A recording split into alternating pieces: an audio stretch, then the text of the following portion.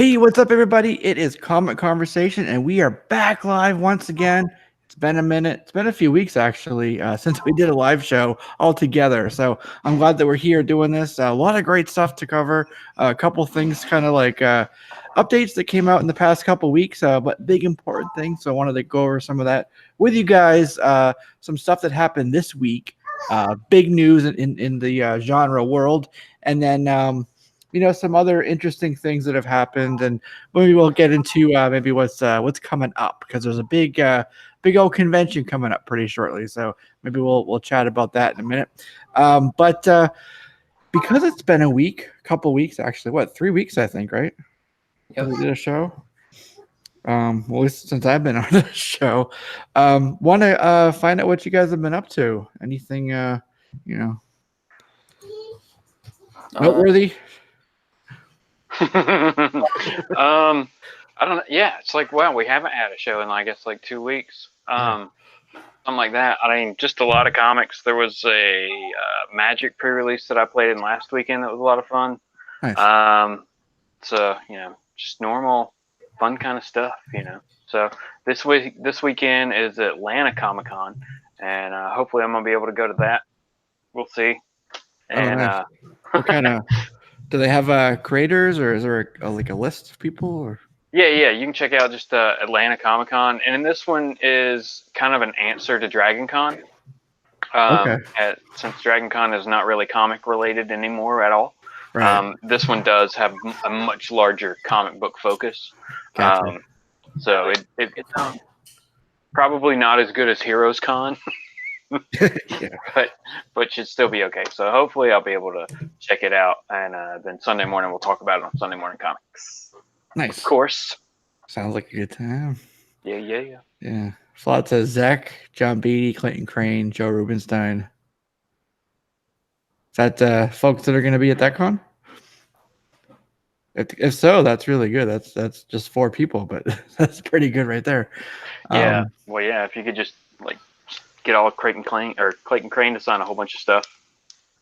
I would imagine, I don't know for sure, but hopefully CGC and stuff like that will be there too, so people can get stuff witnessed if they want. Yeah, it's funny you mentioned that. CGC actually has a new service where they do kind of like a review basically of your book, and they're like, yeah, that's an accurate grade. So they have that. You can do that, I guess, at the shows. I don't know. They just announced it. I haven't really looked into it too much. Yeah, so you're mentioning that the shows. SuperCon is like one of the biggest shows in South Florida. There's MegaCon, Tampa Bay, and then Florida SuperCon. I've been going pretty much every year since I think 2015. This year I chose not to go, and it was a little bit in the past I missed a convention, and I was a little oh man, I wish I could have gone. But for some reason, this one I just didn't feel like going. It was, they had some decent people on the list, but this show, the guy who used to run it was Mike and his wife Sandy. They actually sold it to Reed Pop, who do all the shows in New York, and they do Star Wars Celebration. So they know how to put on a big show. But apparently with the handoff, and there was some contractual obligations, and then they were doing a little bit of a bait and switch type of thing with the booths, the vendors and stuff. Mm-hmm. And it just turned into a big shit show from what I hear. It was a lot of problems. It was a big old mess. And, people were being apologists, I guess, and like, oh, it's growing pains. It's the first show. But you know what? I'm not going to pay my good money for someone else's growing pains in a thing like that. You know what I mean? Because it's already $50-$100 by the time you buy your ticket, you get down there, you pay for parking, you want a little food. You're already out $100 right there. And I'm like, that's no, I'm going to wait. So I didn't go. It's a long way around that story. Well, yeah, but if anybody is in Atlanta and they want to, or not near Atlanta, but they want to go to this thing, I'm actually house sitting downtown this weekend. Oh, so sweet. Come on, you can stay for free. House party. What? Yeah. But yeah, let's touch on that grade ranges thing, because Comically Fall just said that the ranges are too wide, and I'm confused about the whole thing. So if you just bring them a book, they will look at it and tell you where it would probably grade if you submitted it. Is that what they're doing? Yeah. To be perfectly honest, I haven't dove too much into the particulars of the new service, but I can look it up here really quick. They have that's an older service, the crossover. I'm not too sure, and I don't want to just kind of spitball and give wrong information. He said no. They look at eBay pictures. No. Ali, stop. Let me look at their website. While I'm looking it up, Chris, what's up with you? I'd see you've been putting up some haul videos lately, so that's pretty cool. Let me see. News. No. Yeah. Okay, so here's two things, I guess. So they have on July 8th, they offered CGC Expert Review Opinions. So CGC Expert Review helps eBay buyers make smarter purchases by providing preliminary authenticity and the grade. You pay them $5 and they'll take a look at the pictures and say, hey, this might be, what you're advertising.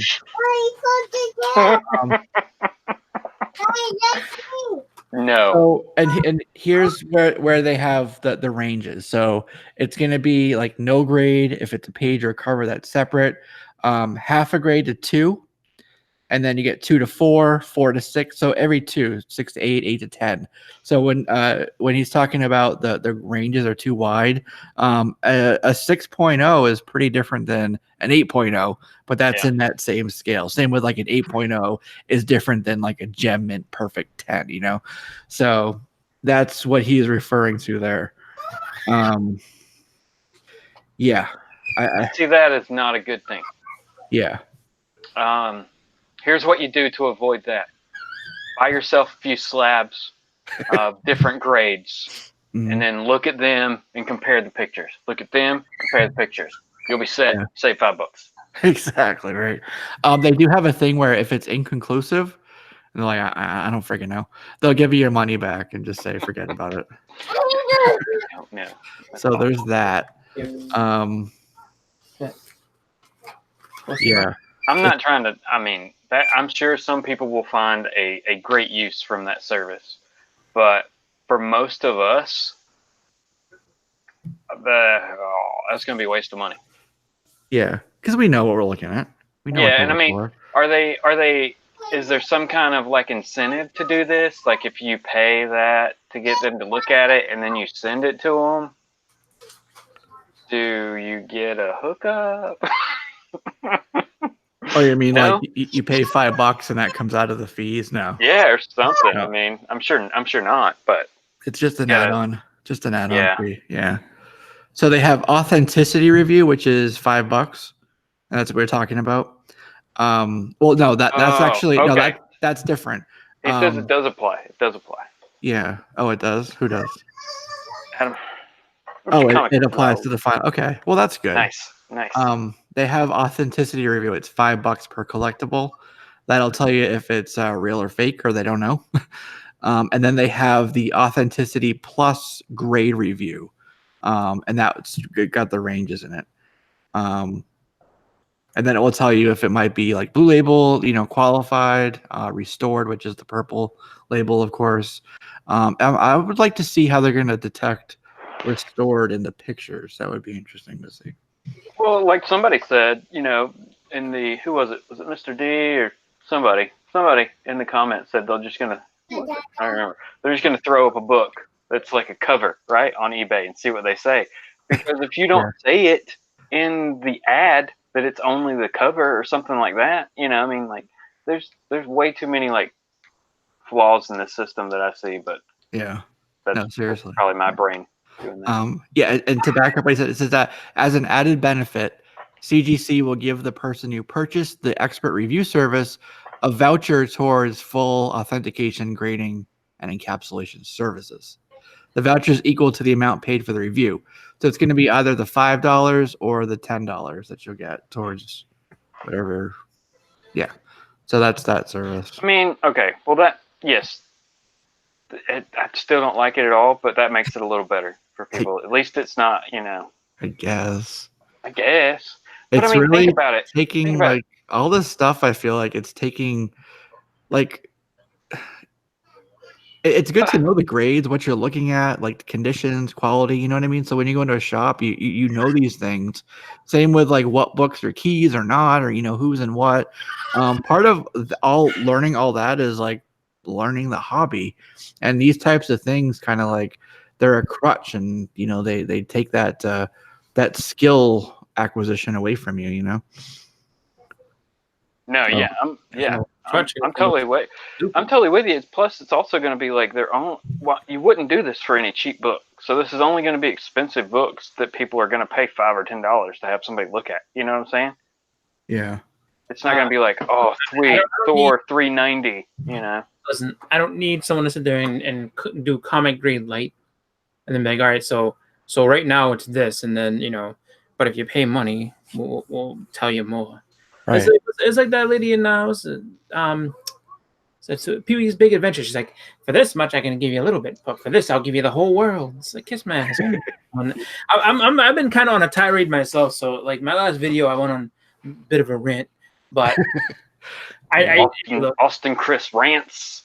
Yeah. It doesn't happen often, but I mean, just I mean, just talking about basically my haul and something that happened last week at my shop that was kind of shitty, and I was just like, and I did get some feedback from some people, as like Ryan B commented and kind of gave the retailer's perspective on it, and I mean, I respect it, I understand it. I just feel like my shop wasn't doing like that. My shop was just kind of being shady about things. Yeah. But, no, thank you. But so something like that just seems like, I mean, maybe it's to entice people that don't get stuff graded to be like, hey, check this out. Like, I can go ahead and look this up, and it's not going to cost you that much, and I can figure it out. But and then kind of be like, so from just the look of it, this is within this range, and but to really know what it is, I mean, just pay the money and get it graded. Why not? You know what I mean? Like, I think it is trying to get the people that are on the fence. It's casting a wider net. Huh? It's casting a wider net. Yeah, it's just to get people. So you have the people. I mean, people that already know about grading and slabs and all that rest of that. You're not going to get them. You're going to get the people that have been on the fence, or that like have maybe considered it but not really, and rather than kind of jump in feet first. Well, let's just have a little, put our toes in the water and see what this is all about. And I mean, honestly, that's not really something that you do with grading. I think that that's kind of dangerous if you ask me, because it's just like if they're giving like a 2-point range for just about everything, it's just like, all right, so from if it can be in the 8 to 10 range, that's a big difference. I mean, exactly. Huge difference. I mean, shit, from 9.8 to 9.6 with certain books is a huge difference. So just like you can't really go by that, and it's not really depending on the book. A 9.6 to a 9.8 could mean hundreds of dollars. Yeah, yes. Depending on the book, and then it's just like or thousands. But just to be, I mean, and that's like the I don't know, that's kind of like just the equivalent of being like, yeah, this book's all right, or someone telling you, it's in good condition. Well, good condition means two very different things. From grading, it's like, oh, this is in good condition. It's like, shit, really? This is in good condition? Versus, someone who's just being layman and saying, hey, man, this is in good condition, like meaning that, this looks like it's really like nice, really, been taken care of, versus, oh yeah, like on the scale of grading, this is a good, like, oh, really? Like, so, this thing's been through hell and back, and, so I just think that they have to, kind of figure it out, and really, I mean, for people that are going to use the service, go right ahead. But I mean, it's just kind of, I think, one of those things where there's enough information out there, and there's enough people that could probably give you a better idea of what a grade is, that you don't have to pay any money for it. You can just kind of know, I feel it's in between this range here. That should be what the people, that what you yourself are looking at it, and pick up a book and be like, all right, so this is, I would say this is in between maybe 9.4 to 9.6 ish. You know what I'm saying? Something like that. Like that's what you should be able to do yourself. Save yourself the money and just learn how to grade it, or at least just get your eye trained to where you think certain things fall. That's what my thoughts on it. Yeah, it's interesting too that this comes out at a time when there's a lot of fake books being put on eBay right now. That's actually a big thing. Yeah, literally fake books. Greg Horn just posted something on Facebook about that, where he does like remarks on the cover and signs it, and they do the slab and everything. And he did one, and he showed the picture, but he has it still in his possession, and he only does one of each thing. But somehow somebody took that image and posted it for sale on eBay already. Jeez. Yeah, and there's a lot of these like blue chip key books basically that are like listed for super cheap that are coming from overseas that people are buying, but they're turning out to be, I don't know if facsimiles or what, but they're fake. Somebody just went to the printer and printed the book out. Yeah, I guess. Had it bound or something like that. Yeah, and there's a lot of books on there too that do say facsimile, and that's a thing that some people like to pick up. And if it says that, that's what you want, fine. But these are misrepresented. So I wonder if the launch timing of this service has anything to do with that. So maybe, probably. I mean, it's all about money. All right, so that's $5 to $10. I'm gonna create an ebook for everybody, and I'm only gonna charge $4.50, and you'll be able to grade books yourself. There you go. So, all right, so let's jump into some of the topics that we had for this evening, and the big one is actually basically, was it from last week? I guess, right? Yeah, last week. Walking Dead. Basically unannounced. Just. So everyone's like going along, looking at the solicitations, and there's a couple months in advance. Of course, it's a monthly title. So you had Walking Dead 193 that came out, then 194, then 195. You saw the artwork, you saw covers and stuff. Exactly. There's a little synopsis there, part of it. Yeah. Turns out that those were fake, and 193 is actually the final issue of the series. It's ending, folks. After all this time, no more Walking Dead, and that was actually a surprise to a lot of people, and especially in this day and age when we have online everything, leakers and people just want out in the blogs and everything, the news. It's really hard to keep these types of secrets, and I think that of anybody, it's been Kirkman and McFarlane who have been the most successful about keeping secrets, but everything else kind of gets leaked out there pretty quick. So yeah. So I thought that was interesting, but that all being said, and I want to get your feedback on it too. Walking Dead is still very much a thing. There's probably going to be something else coming out. I don't know what, but in terms of TV, there's 2 shows right now, Walking Dead and Fear the Walking Dead. There was just casting announcements for a 3rd series that's going to premiere on AMC in 2020. So there's going to be 3 series. The 3rd one that was just announced was actually it's about it's kind of like a coming of age sort of story. It's this sort of first generation that grew up not knowing kind of how life was before the apocalypse started. So they did like a casting announcement for that. And then you still have this Rick Grimes. I don't know if it's still a trilogy, but they were talking about that. Remember we talked about it like last year when that Forbes article came out about it. It was supposed to be a trilogy with Rick Grimes. So, Walking Dead is still going to be very much like a presence. You know what I mean? But what do you guys think? Were you surprised by it? A lot of people rushed all of a sudden. Like there's the true collectors of it who have been collecting the whole run. You know what I mean? So they got their copies. They're the ones who have it on their pull list. And of course, a lot of shops have kind of down their orders to kind of just the pull folks. So it's caught a lot of people off guard. And they did let shops reorder, which is good. They did reorders, Yeah. and then there's a second print as well. Right. For it. So people on eBay are already trying to sell the second print, which I think is stupid. yeah. Let them. Well, yeah, I mean that's great. I don't normally pick up The Walking Dead, but picked up that one just to sell it.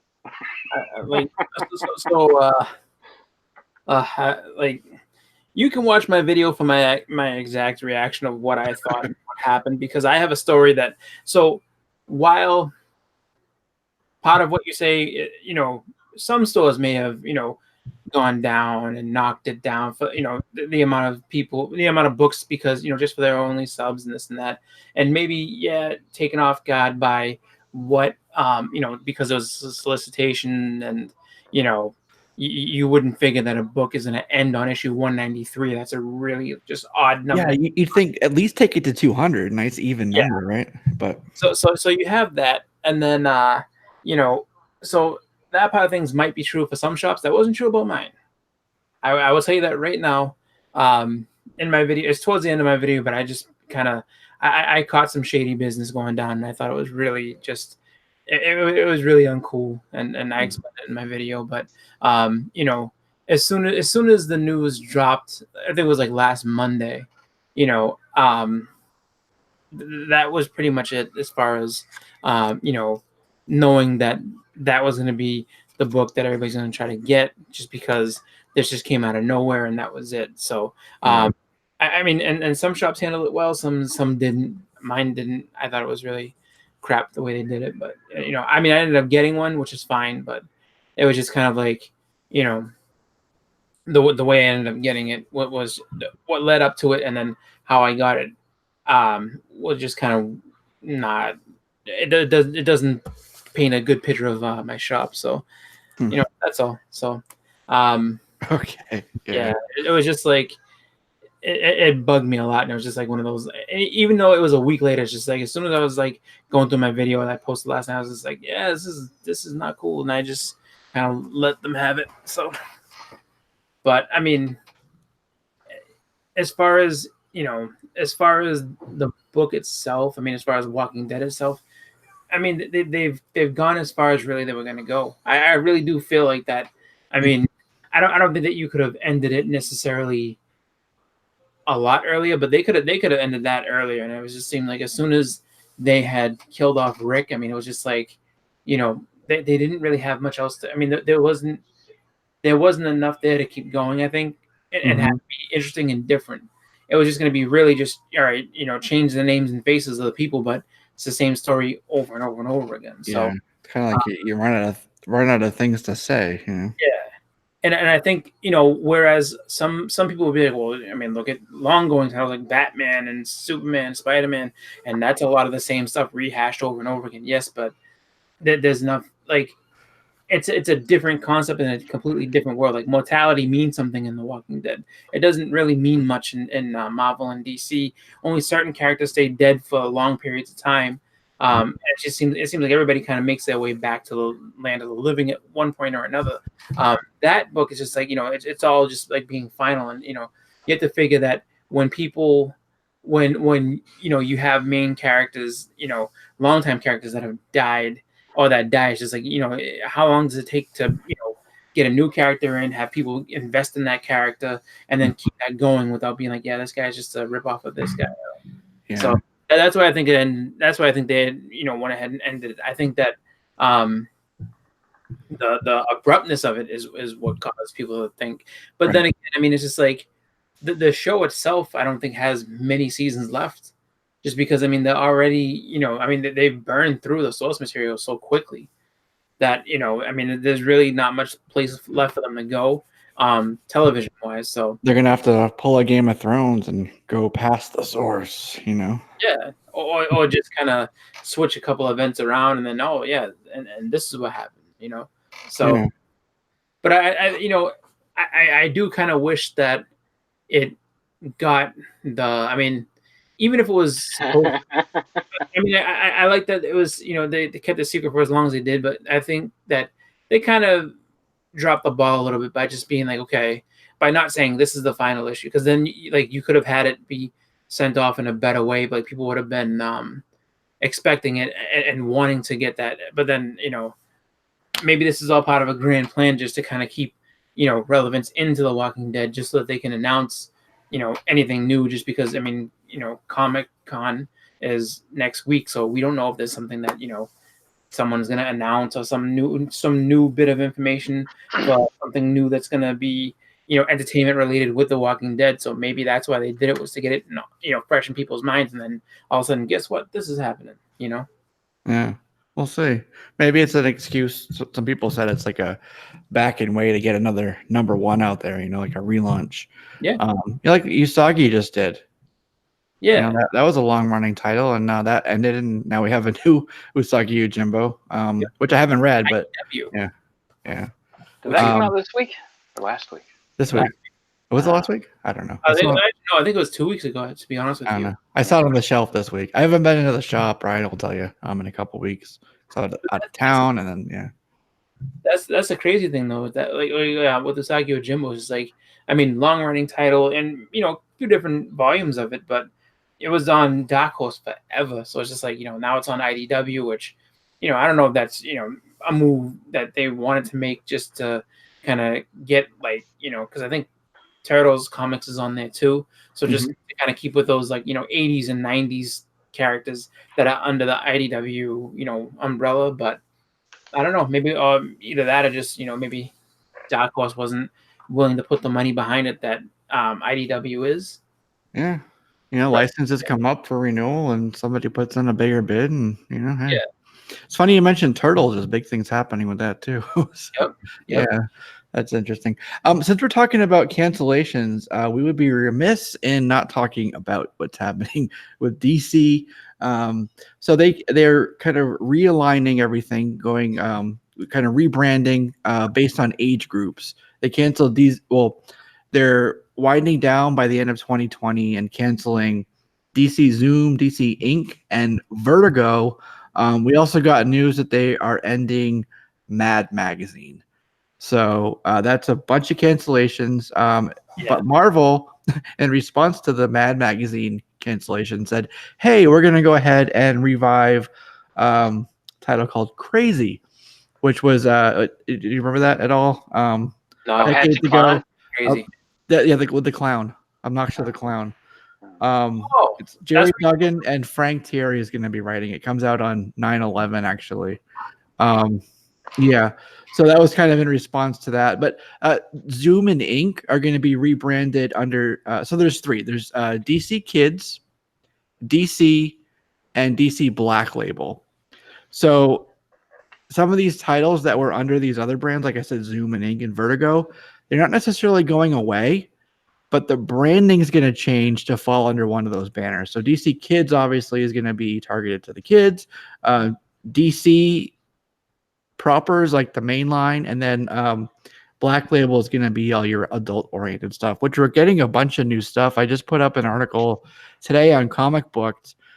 Jeff Lemire is going to be writing a Joker and a Question Black Label, two separate Black Label books. One with Andrea Sorrentino, he's doing that with Joker, and then the other book, The Question, is going to be Dennis Cowan and Bill Sienkiewicz as a teaming up on art for that. So pretty cool. So there's a lot of stuff coming out, I guess is the point there. So that's basically what I'm gonna say. And then we got they're going to be doing all these kind of like pop-up imprints as well. We got an announcement that Stephen King's son Joe Hill, are you familiar with him? Yes. Yeah, he's going to have a pop-up imprint called Under DC and probably DC Black Label because it's horror stuff called Hill House Comics. So that's interesting. He's going to have like 4 titles, but 5 miniseries actually. So a bunch of stuff. First one comes out. It's called Basket Full of Heads on Halloween. So interesting stuff there.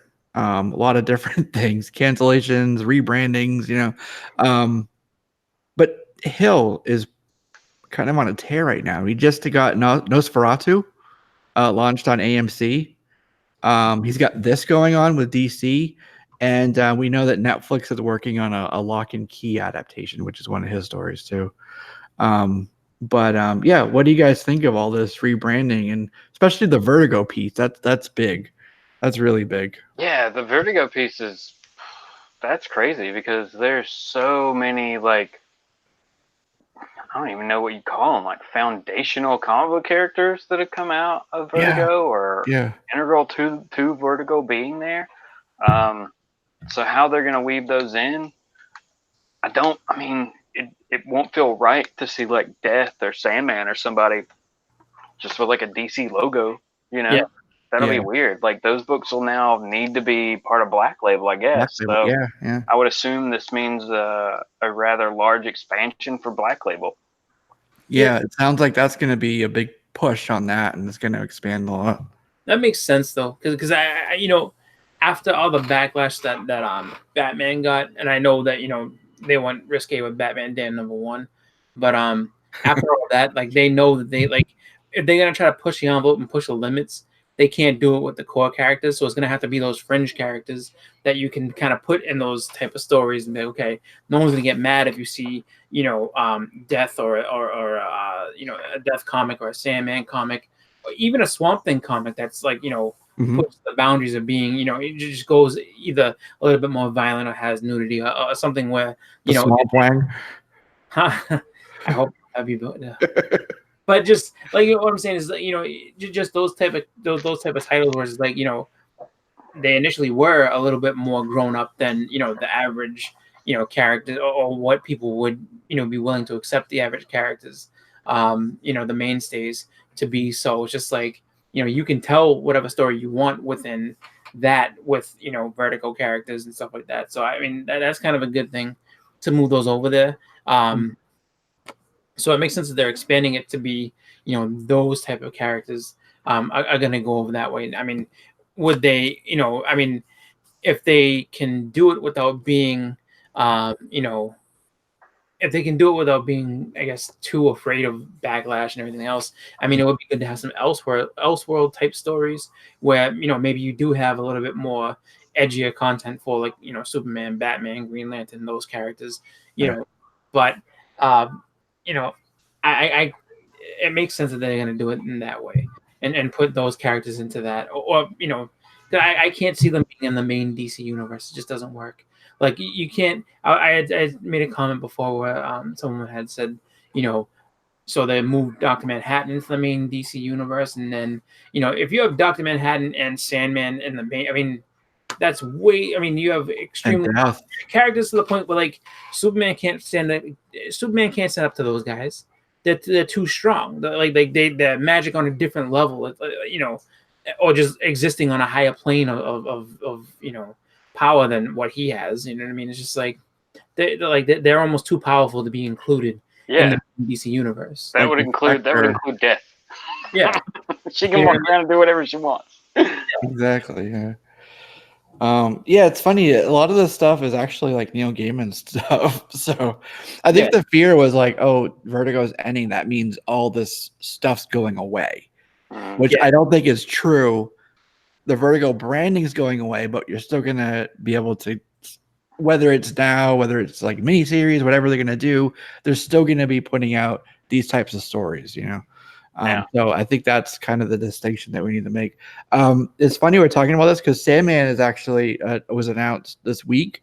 Netflix is going to be doing a Sandman TV series, 10 episodes. They committed to 10 episodes. Obviously, it's a Neil Gaiman story. Yeah. David Goyer and Alan Heinberg are going to be writing it, and I'm stoked about that. That should be pretty good.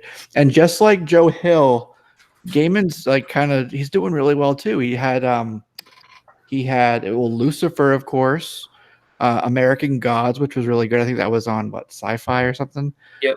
Good Omens. I don't know if you guys saw that show, Good Omens. It's on Amazon Prime. I haven't yet, but I really want to watch it. It's really good. There was a funny thing because it deals with kind of the end of the world. There's an angel and a demon and God and everything kind of involved in it. And there was this big petition that was put out to where they were like, oh, we don't want the show on. Like, you got to cancel it. Let's get this canceled. And they sent it to Netflix. They didn't send it to Amazon, so they sent it to the wrong people. Oh my gosh. And then Netflix was like, "Hey, Amazon, how about a deal? We'll cancel. What is it? We'll cancel. What's the show with the lady? Oh, Jessica Jones. No, the other one. Oh my god, I can't think of it. But it's got like a lot of satanic themes in it. Sabrina, yeah. There's like, hey, we'll cancel Sabrina if you cancel Good Omens. It was a funny thing, anyways. But if you haven't seen it, I highly recommend it. It's so good. I started watching Jessica Jones season 3. Watched like 2 episodes. I did the same thing. I got bored, and I was like, what else can I watch? I went over to Amazon Prime. I started watching Good Omens. Went through the whole season. I was just hooked on it. It's really good. Nice. Yeah, it's witty, it's fun, it's Neil Gaiman, British humor, all that stuff. So yeah.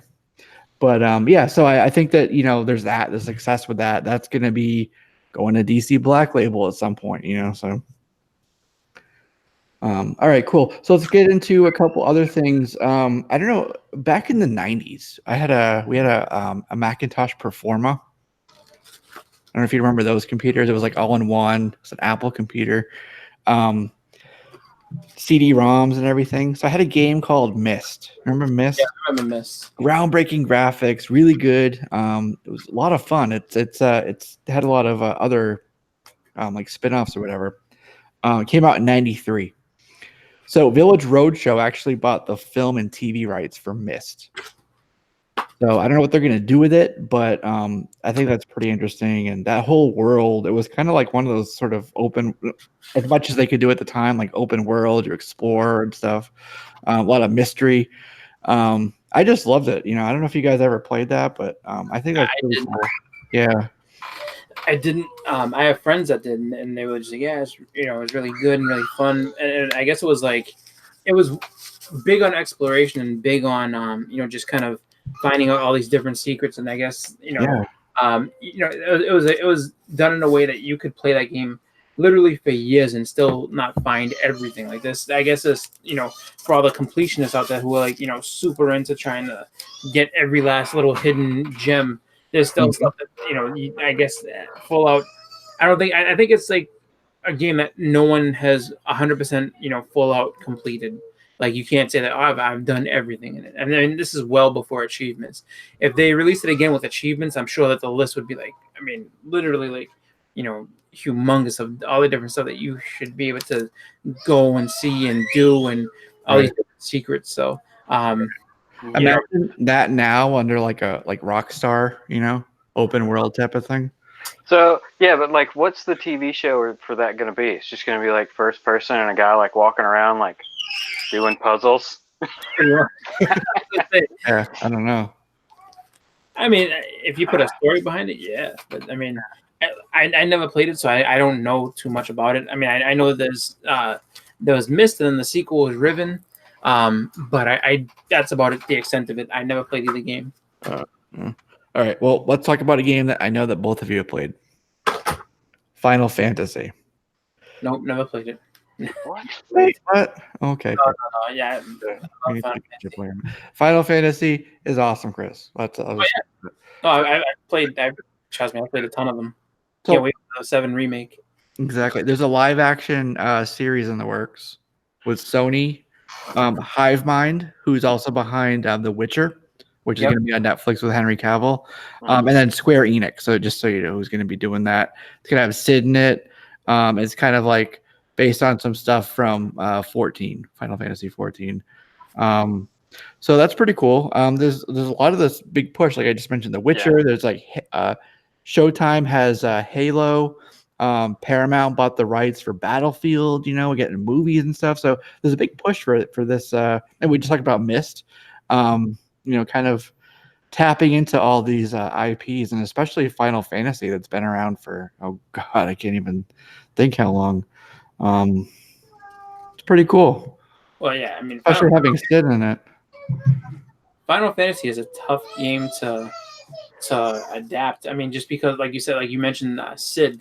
Sid is kind of like as far as a character is concerned, he's just kind of like this overarching character that's in every single game. There's a version of Sid. Doesn't matter, which Final Fantasy is. There's always a Sid character in there. Right. So, just to see where they're gonna go with it is pretty crazy. I mean, I know that 7 is a little bit too specific, even though it would be fun to see a series done with 7. I feel like there's a lot that they can do with it. There's actually a mobile game that's really good. It's called Final Fantasy Brave Exvius. I don't know if I'm. Oh yeah, you know what? But it's actually pretty good, and it has a pretty good story. And it's just one of those things where you kind of collect characters and things like that, and can go through the story and just kind of build things up and explore around and just gain all these powers and abilities. And it's pretty fun. It's in the turn-based system and everything like that, but it's pretty fun for a game like that. Just kind of a mobile game. But yeah, man, Final Fantasy. I've never actually thought of that going to be in an actual like movie or anything like that, just because it's just such a big just series and there's just so much that's out there with it. I mean, they were even back on the Nintendo. I mean, they were just big long games. So it's just like but yeah, I'm happy to see that they're gonna do that. Video game movies done well. There's tons and tons of stuff you can do. Like I'm still, trying to figure out why Nintendo won't make a Legend of Zelda movie. Seriously, if Final Fantasy's getting a movie, goddamn it, Nintendo. Yeah, Zelda, you have no excuse. I agree with you. All right, I'm gonna jump over to the next thing, and I want to share this, and then I'm gonna share something else afterwards. Hopefully, I can do it. Maybe. Okay, so last year I went to Dragon Con. As Mr. J over here knows, and it was fun. But when I got there, holy crap! We're incepted. Woo! Come on now. Oh, I gotta go over. What do I gotta do? Just go like that. Does that work? Yep. Okay. So went there, and they got this big parade, which is what they're really famous for. Oh, I see. They do it like that now. So I couldn't get over to where Justin was. I was supposed to meet up with him, and there was the parade, and this is where I was. So I'm like, you know what? Since I'm trapped, I'm gonna watch the parade. And they had this one particular part with this guy. I don't know if you ever seen this guy. He's the Adidas Trooper. Hip Hop Trooper. I think that's yeah. Hip Hop Trooper. Yes, he's really cool. Right? Yeah. He's done a lot of stuff and been like a solid like cosplayer since like I don't know, for years now, really. And like you can go like follow him on Instagram or I think he's got a YouTube channel also, and like see the progression of what he's done to get, like, because it wasn't always a red suit. It was like, it kind of made a progression with different like Adidas themes and stuff like that. It's super awesome. Exactly. So when I saw that Star Wars announced it's going to be debuting at San Diego Comic-Con, something called a Sith Trooper, my first thought was, hey, they need to put some Adidas logos on this guy. So this is a Sith Trooper. This just came out. It's all red. And it also reminds me of, we were talking about this in the chat. Remember that? With the Absolute Carnage 1 and 2 Hunter cover. It's a blank variant, but it's red. So this is a Stormtrooper, but it's red. So a couple interesting points to make would be that there is already something called a Sith Trooper. If you know Old Republic, there was Sith Troopers there. They had like no face on their mask and stuff. Yep. And they weren't red necessarily, but there's already Sith Troopers. And then the other thing is it's called a Sith Trooper. I don't think this is something that Kylo Ren is going to be wanting to use because he is not a Sith. I think that's been made very clear. And he's said, let the past die. We don't want that anymore. Right? That was his big old kind of speech to Rey, right? Right? We don't want the Sith. We don't want the Jedi. We're going to move on from that. So Right. I think these are actually going to be troopers that work with Palpatine. Okay. So that's kind of my take on it. And also, so actually, let me scroll down because there's a couple other cool things that you can see. So yeah, I think they're Palpatine, and then he's gonna have the Knights of Ren or whatever, and then the First Order troopers. So they're gonna be white. They're gonna be debuting a few other not debuting, but showing these guys. Bunch of them. Visually, seeing the white and the red, you'll be able to differentiate who's fighting who. But we were talking about this a while back, like with Palpatine. We heard his laugh, of course. But if you follow, I guess, legends, he didn't actually die.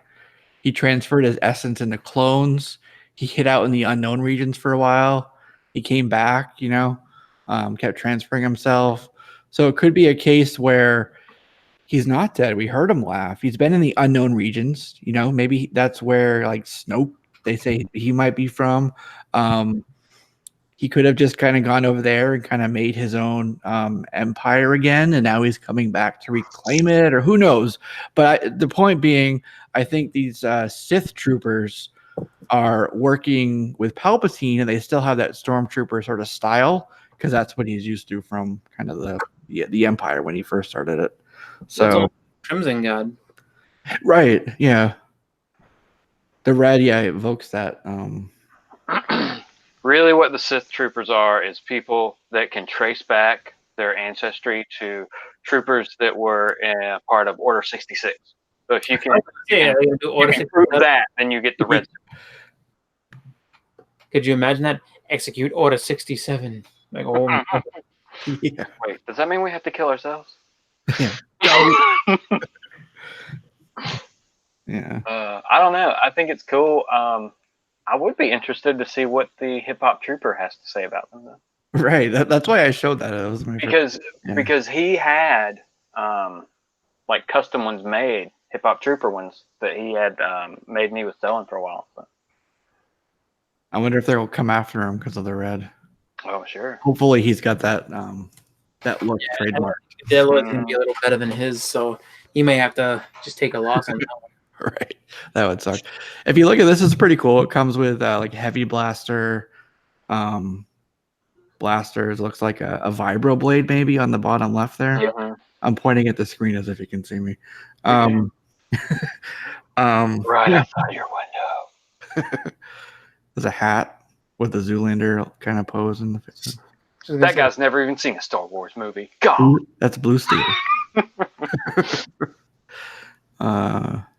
So yeah, there's this red trooper now. Hot Toys. That looks pretty cool. There's a lot of like detail in the helmet. It used to be like really smooth. This one looks really Get grooves and everything. they got extra venting. Yeah. So yeah, so now there's a red trooper. I want a plaid trooper. The plaid trooper. Yes. Yeah. We can't hide from anything because we're in plaid. A tartan trooper. That's right. He's not trying to hide from anything. He's a trooper, man. Yeah. I know. I still think the Death Troopers are the coolest. Yeah.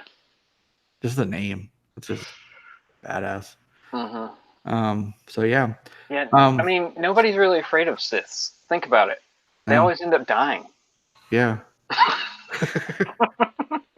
No one's afraid of the First Order either. They lose their cool too much. Like all they do is yell. They scream and yell. Well, it's funny too, and one thing I can see, or one thing that I think is going to end up possibly, leading to the downfall of Kylo, as far as the First Order is concerned, is that I bet you Hux will join up with because Hux seems to be kind of a, he seems to be kind of a scheme type of guy, so I feel like he would betray Kylo and hang out with Palpatine, just figuring that, I'm going to go with who's going to win this fight, and I'm going to go with this guy. So I could see that happening. Yeah. I don't know if I can click over to it. There was another article. So Galaxy's Edge opened, right? It's going to be opening up here in Florida pretty soon, actually. Yep. But we got announcement of the release. So there's two main rides for Galaxy's Edge. It takes place in like the outpost. I think it's called Black Spire. So you get the Cantina, and you have Smuggler's Run, which is what the big Millennium Falcon ride is. Yep. The other ride that hasn't opened yet is called Rise of the Resistance. And that's going to be like the super immersive game and stuff. Everyone's really looking forward to that. That's going to be opening up here in Orlando. Well, not here, up in Orlando on December 2nd of this year. And then in California on January 17th. So that's big news. A lot of people, you've been probably hearing about sort of light crowds and this and that with the parks. It's not exclusive to Galaxy's Edge. It's the entire parks. Yeah. There's a lot going on with that. I think specifically with Galaxy's Edge, a lot of people are waiting for Rise of the Resistance to open so that they can go to both rides. So I think that accounts for some of that lightness in attendance. But and maybe some of the pricing because it's expensive. Yeah. Like the Disney, when Disney upped their prices, like I know in the beginning people were probably like, oh, it may not be that bad. It's an expensive trip. Like, I mean, so that might have something to do with it. But I mean, I can understand people kind of hanging back until it's like fully open and everything's ready. So yeah, it's crazy. You can go and you can actually build a lightsaber. Like they have kyber crystals and they do this whole like experience with it. And I think some of them are a couple $100. I wonder if if they did their own thing, if they partnered with those people that have been making the lightsabers forever. Like people that go to cons, like at Dragon Con, they were there. They had a big booth. Yeah, there's a couple huge companies that just make them. Yeah. Yeah. So I wonder how that affects them or whatever. But like dual ready, like you can actually smack them against stuff. Right. Or just they'll break, and then there's other ones that you can do your duels with. So yeah, so I think that's pretty cool. We finally have dates for that. So they did Smuggler's Run first in California. Orlando's coming up, but for Rise of the Resistance, they flipped it. So thank you, powers that be, for giving us it first. So there's that. Let's move on to the next thing, because I think that's pretty much all there is to say about that. And then we're all fans of Red Sonja. Yep. Yeah. That movie has long been gestating. I think it first was announced in 2008, and you had Robert Rodriguez at the time, who was supposed to direct Rose McGowan, of all people. I think that would have been a great casting choice as Red Sonja. That, of course, fell by the wayside. And then we got news that old Bryan Singer would be directing the movie. Of course, that was put on hold because of his allegations. Yep. And now we have news that Jill Soloway is actually replaced her. So that's still in the works, on the way, moving forward ever so slightly. But I think that for me, that's good news that that project is still on the table. And now there's a director attached moving forward, because, man, I like Red Sonja a lot. Yeah, I think, yeah. And Justin, you actually said it once, but what's her name from Krypton? She would be so perfect for Red Sonja. What is her name? Oh, what? Yeah, the blonde? Yes. I'll find it. But yeah, she would be perfect. I would love it if they cast her and then they had like Brigitte Nielsen come back and like be your mom at the very beginning that died. Right. You know what I'm saying? Yeah. That's like well, actually I'll save that for later. I was gonna make a connection to a different topic later, but I'll tell you when we get to it. Okay. Yeah. It was funny is ironically too, over the weekend, I think it was on Sunday night. It was on like the original Red Sonja was on, and I was just like, oh really? Yeah, and it's just like it's funny because it's just like it's such a fake Conan movie. Like, I mean, yeah, down to the point of that, like they just, I mean, Schwarzenegger is trying so hard not to be Conan. Like he's just like, trying to like speak all like articulate and everything. Yeah, whatever. He's Conan in that movie. Exactly. He's just like, he's not a scoundrel at all. He's just kind of like, I'm a good person. I'm just trying to help. Like, look at, it's just like they should just it should have just been like Conan Part 2.5 or whatever. After the Destroyer, something. Just because, and it just made sense. Like, all right, you want to have Red Sonja be in a movie, cool, but you should have just had it. Been Conan that she was meeting up with, not whatever his name. I don't even know what his name is in the movie. He's just Lord Calidor. Huh? Lord Calidor. That's it. Yeah. Calidor. Okay. Yeah. Her name is Wallace Day. Wallace Day. Okay. It's Wallis. Maybe I'm pronouncing it wrong, but Wallace. I don't know. But yeah, she's Red Sonja to me. Yeah. Let's get a change.org going on that. Let's go. They like that kind of marketing push there. Maybe I'll do a top 10 actresses who should be Red Sonja. Do it. We'll send it to the studio. Yeah. For sure. Like, oh, sweet. These guys went ahead and did all our casting stuff for us. We'll just take the top one here. Exactly. I'll send it directly to Jill Soloway, the new director. There you go. Yeah. All right. Variety just put out an article talking about what Marvel's going to do with San Diego Comic-Con, which is, as we've been saying, it's coming up. They had a little throwaway line that a lot of people have run with. And that throwaway line said that Millie Bobby Brown, 11 in Stranger Things, she was in Godzilla, Yep. That she's going to be in the Eternals. I don't think so. A lot of people are saying that she would be Sprite. I know Sprite's a boy in the Eternals, so this would kind of be a gender bent version, whatever you want to say. But here's the catch. And it is something that a lot of people missed.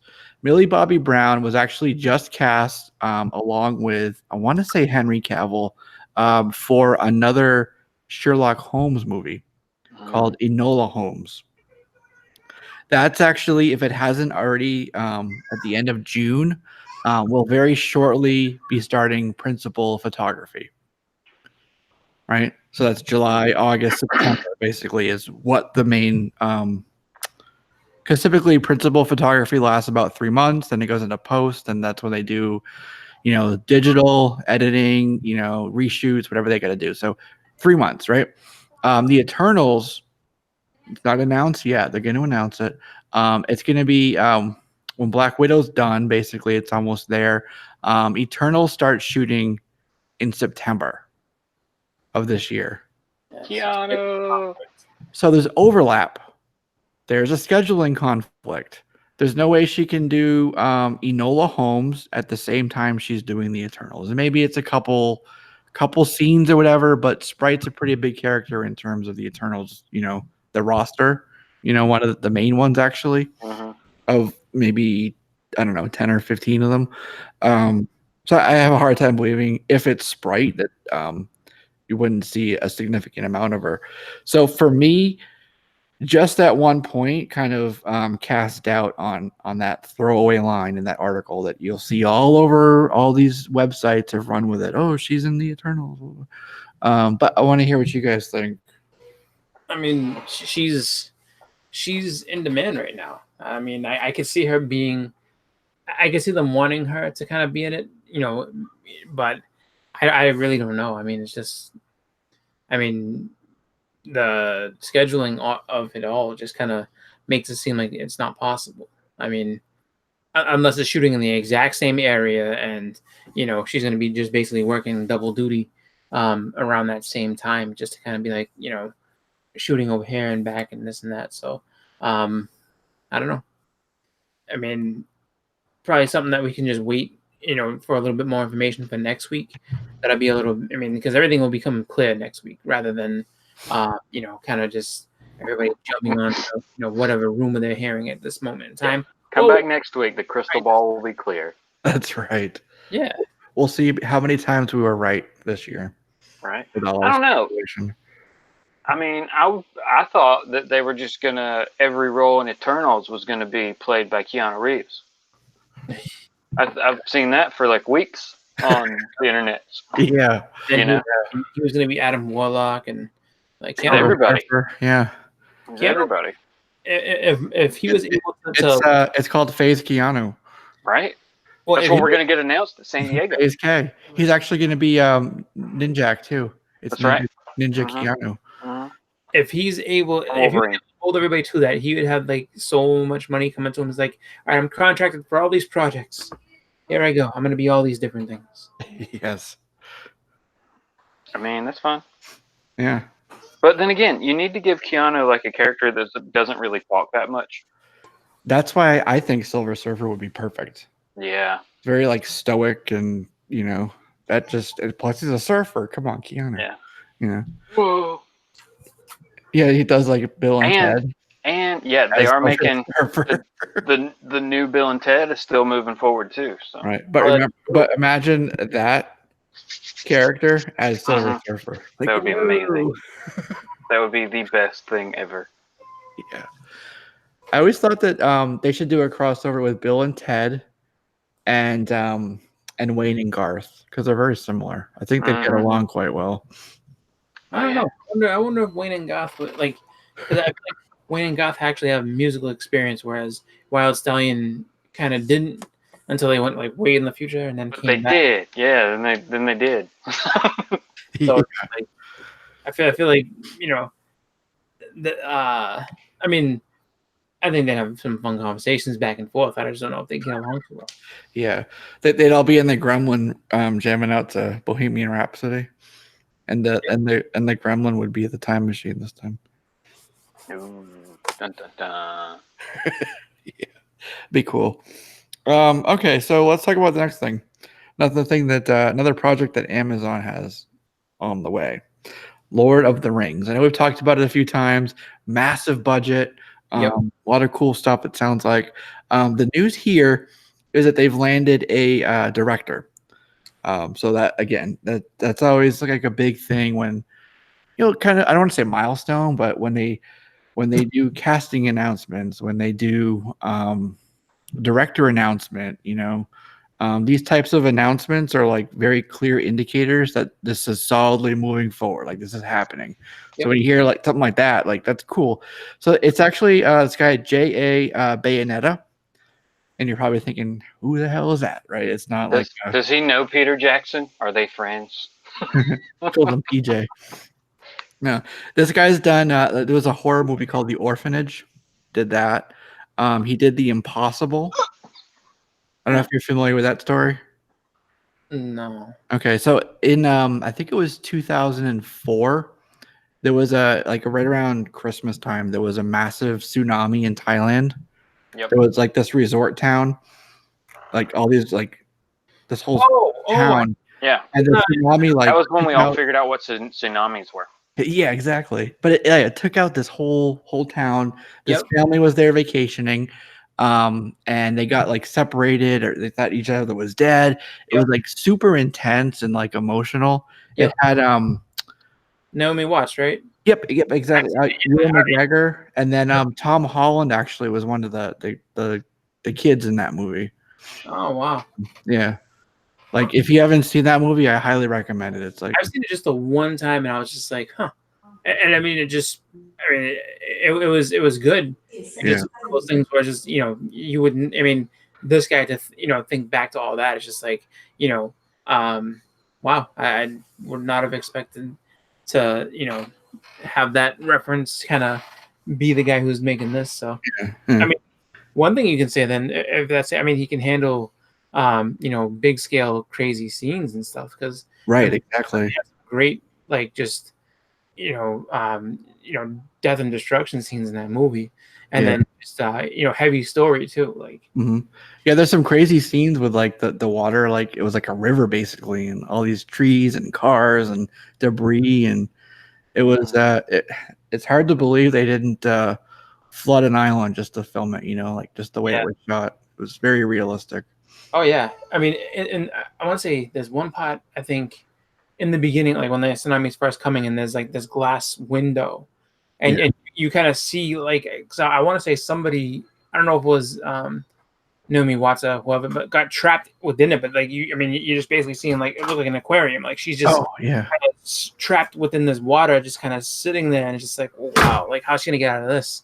Right. So yeah, like there was some really good effects in that movie. Like I would say, it's pretty underrated too. I mean, if people, just because, like I said, I didn't realize it. I never knew the name of it, but I just remember seeing it, and I was just like, a good movie. Yeah. It's called The Impossible. Yeah. Yeah. So this guy, for another point of reference, he did a couple episodes of Penny Dreadful. That was a pretty cool. Yeah, that was a good series. Right? Yeah. Another thing I'd recommend, actually, that's another underrated one. So that gives you kind of a frame of reference there. Thriller, realistic. You can do big scenes, kind of horror-ish sort of leaning. So I think all that plays well towards a Lord of the Rings story, whatever that might be. So yeah, I don't know a whole lot more about him, but it seems like it seems like a decent choice, So we'll have to see. Cool. And the other thing that came out this week, Justin, is a poster for an upcoming show starring Jean-Luc Picard, Professor X. But this one's called Picard. Well, Star Trek Picard, I guess. It's pretty cool. They're still playing to the fact that he's retired.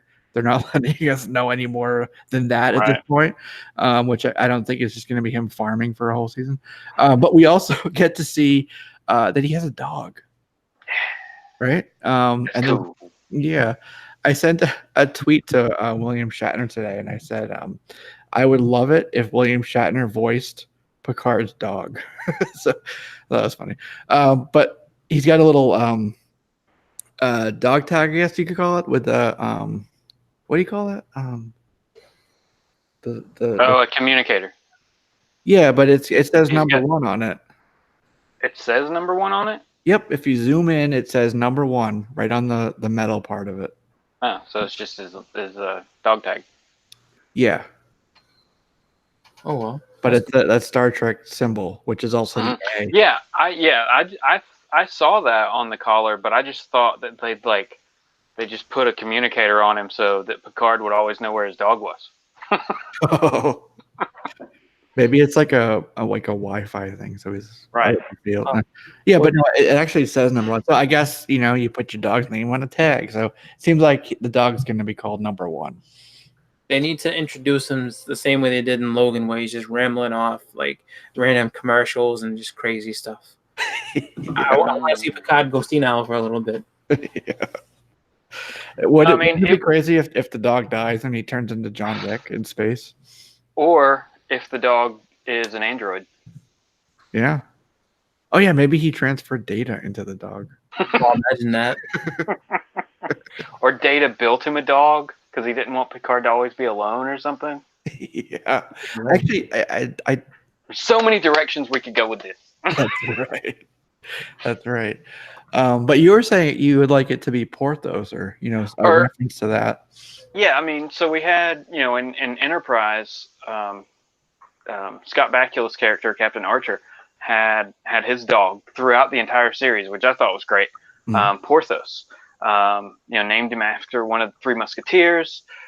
Great French story. Jean-Luc Picard is from France. What if he named his like D'Artagnan or Aramis or any of the other characters related to the Three Musketeers? I just thought that would be something cool, and it would give kind of a throwback or a connection, to the main universe. Right. Yeah, exactly. And even like because he's very Shakespearean, even when they're in the what do you call it? Not the danger room. Holodeck.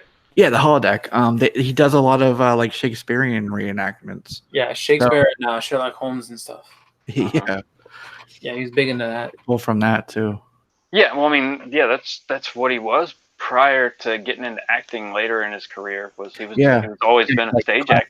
Trained Shakespearean actor. Yeah. Yeah. Which, I think we talked about this before, but you look at most people that have played parts in Star Trek, and that's what they are. They're not people that have done like TV series and things like that. They're all actors who've been able to play the same role for years and years. That, and then you have comedian Whoopi Goldberg. Yeah. But she's range, though. That's the one thing I will say. Like Whoopi Goldberg, as far as I mean, people can say whatever they want. She played such a small part of the actual TV series, and then they put her in the first movie. But I'm not saying that she was. I mean, as much as it's like, all right, so you have all these different people, but then it's just like, and then you have Whoopi Goldberg, who's a comedian, but she, as far as acting went, though, she did have good range. Like she did, comedy stuff and dramatic stuff. I mean, all types of stuff. And I would say she's probably the second, maybe the most powerful character in all of Star Trek. Yeah. Her and Q is number one, basically. Yeah. No, not Q. It would be.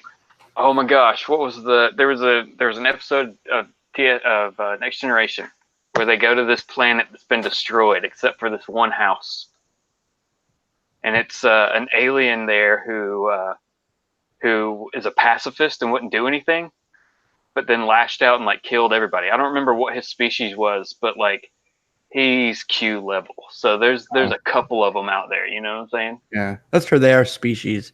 We never really got a full story on her. I don't think, did we? Their backstory and stuff like those. No. It was only that one episode for that one guy. And in the movie, it was weird because they made it Oh, but for Guinan, no. Sorry, Chris. We never got a full background of her people or anything like that. Yeah. Only that, it was the ribbon that destroyed them too, or something, or the board. Right. It was the board. Yeah, and then when Q was there, he got his titties struck when he saw her. It was like, oh, Yep. So, yeah. It was strange because it was just because I remember in was it Generations where the time ribbon comes and she's like, the Nexus, that's what it was. But she was on the ship, got ripped into the Nexus, and then somehow was able to come out. And and then ended up back there again but she was more of a spiritual guide at that point. She wasn't. I don't think she was actually really there. Yeah, well, it was she explained it to once you go there, even if you get out, you leave a piece of yourself behind in it. Type thing. So it was a shadow, basically. Yeah.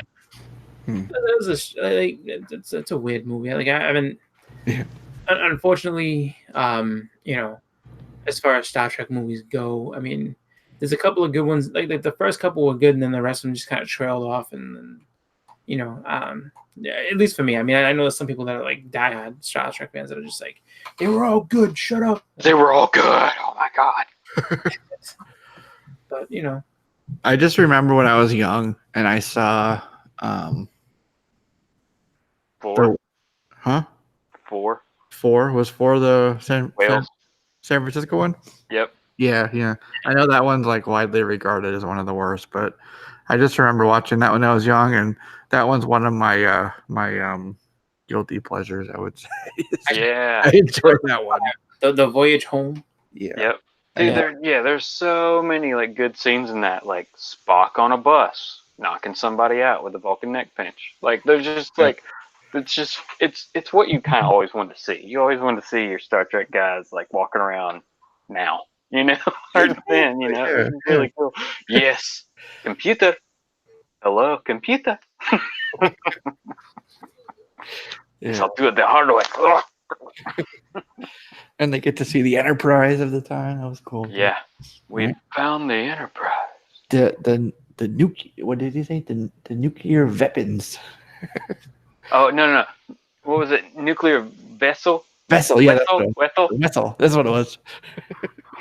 Check off. That was all. And he was Russian. Of course, they send him to the military base. Yeah, that makes sense. Exactly. Cold War. Yeah. Good timing on that, folks. Forgot about the Cold War. So good. Yeah. So yeah, I mean, as we've kind of gone off on a tangent there, super excited for Picard to see what they could do. I know that there have been people that are kind of up and down on it, not where it's going to go. But I mean, think about it this way, everybody. It's Patrick Stewart playing Jean-Luc Picard. I don't think he's really going to agree. He wouldn't have agreed to the series if it was going to take away from what's already been established with the character, So I think we'll all be happy with it or entertained, Yeah. Hopefully. I'm looking forward to it. For sure. Yep. All right, so one last thing before we let everybody go. The Flash movie is actually chugging along very slowly. That's ironic. Yeah, it's still on the table over at DC. They had a time when Ezra Miller's contract was going to be up, and they kind of threw him a bone, and they said, "Hey, why didn't you put together a plot? Write a script or whatever, and we'll see what happens." Apparently, I don't know. He's still on board, so he must have re-upped his contract, and they like it. And they're actually eyeing Andy Muschietti to direct the movie. So that's pretty interesting. It's not confirmed, but it was another kind of Variety. We have a source type of thing, and I like. There's certain websites like Variety that I think are pretty reliable, kind of grade A sources. That you can actually trust, that they're actually putting out information that will come true. Right, exactly. Except the Millie Bobby Brown thing. That's that one. Who knows what could happen with that? But to pick, I think it's good. We don't need, but a Flash movie would be awesome. Yeah. Do we really want Ezra Miller Flash? Flashpoint Paradox, something like that. Something, I don't know. Yeah. To kind of piggyback on that, though, the Flash TV series has released some promos for next season. Godspeed is the villain, everybody. So make sure that you go back and pick up the first, I guess the one shot, and then the first 6 or 7 issues of Flash Rebirth. Yeah, it's cool they're pulling from Rebirth now. I know, that's so awesome. Josh, big congrats to. A couple of years, but I still have it in my mind that it just started. It just feels like 74 came out this week. That's what we're up to. Wow. Joshua Williams has been killing it. The story that's going on now is Flash Year 1. Awesome, so awesome. The art's great. Read it if you're not reading it. That's all I have to say. Awesome. Yeah, I saw your haul video. You showed a page from it. That big splash page. Yeah. Godspeed's a pretty dope character too, so that's a good choice. Mm-hmm. Yeah. So all right, cool. All right. I know at the beginning you referenced Sunday Morning Comics. That's still coming up for you? Yeah, that'll be coming up. Sorry, I was really, really wanting to get it last Sunday, but I was just sick as a dog Sunday, so I didn't get it done. But this Sunday, yes, barring an asteroid impact or something like that, Sunday Morning Comics, 10:30 in the morning. Right. Oh, nice. And then you got the convention too. Yep. If I'm hoping, it may not happen at all. We'll see, but maybe. Okay. We're looking forward to that. Yeah, I'll be checking for uploads. All right, Chris. More hauls coming up from you. What's going on? Yeah. So I put up a video yesterday. Just all the new books and stuff like that. I got in the mail a package from Brian B. From Take the Time Collectibles. Got some books that I need to go ahead and add to some collection here. So I'll be making a video with that, and then just some of the older books that I picked up as well. Picking up some back issues. So I'll have a couple of different videos coming soon. But yeah, so if you didn't get to see my video of new books I picked up, plus my rant that I went on about Shop 193, go check that out. And in the video, just even in the description, hi baby. In the description, I just asked for just people to kind of give their feedback on what they thought. So let me know what you guys think of just the story that I told and everything else, and I'd be glad to discuss it in the comments with you. But other than that, just some new videos coming up soon. So just keep your eyes on my channel. All right, cool. I know I was kind of bad tonight about shouting out the chat, so I want to shout out liking the covers, Take the Time Collectibles, Comics Misexplained, Jack Yo, Comically Flawed. A bunch of people stopped by. Josh R was in there, Mr. Unknown Comics Guy, NES Master 80. I saw you in there as well. Mr. D was in there as well. A bunch of other people. So thank you for joining us. Thank you for being, even though I was bad about talking to you guys in the chat tonight, this show is as much yours as it is ours, whether you have questions, do you have funny comments, you are fact checkers, you're part of this conversation with us too. So thank you. And same with the folks who watch later or stream us. We do, by the way, stream. This is a podcast as well. Audio version will be up tomorrow on iTunes, SoundCloud, Stitcher, Google Play, everywhere you stream your favorite podcast. So go ahead and stream us there if you want. And if you do, definitely leave us a review. We'd appreciate that. Also, I do want to shout out comicbook.com. Check out the website. A lot of great articles going up all the time. Justin does the new comic list every Monday. I've been putting up some new stuff. Well, the one today I put up was actually, we talked about it today on the show, so you can read the press release there, the full press release, and you can get all the other details we didn't talk about. But that is it. Thank you for joining us for this episode of Comic Conversation. I know it's been a minute since we did a show, but we will definitely be back next week with more topics and more shenanigans. That's it. Have a good night, everybody. Thanks, everybody. Have a good one.